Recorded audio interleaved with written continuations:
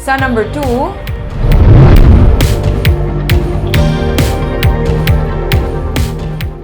PNP ang nagapati nga isa lang ka grupo ang sa likod sang pagwigit sang mga bangkay sa barangay Gimbalaon sa Silay City.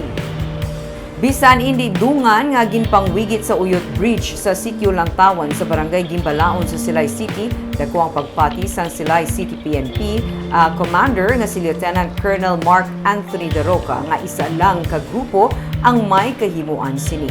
Hulong doon ang magpadulong sa lugar, mga 20 to 30 minutes nga biyahe gikan sa Silay City proper kag madulom ang area.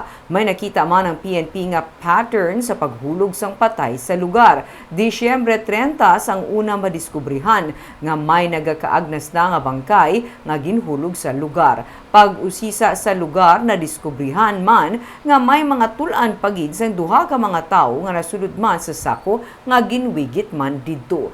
Disyembre 26, may saksi nga nakakita nga may brown nga Innova nga nagdulog sa higal sa Taytay kag naghulog sang sako. May mga pamilya na nga nagpadulong sa PNP agud usisaon kung ilahimata ang napatay pero negatibo. Ang iba na budlayan sa pagkilala ilabi na sa nahauna nga mga patay kay tulan na lang ang nabilin. Ginpalubong na sang PNP ang bangkay kag mga tulan.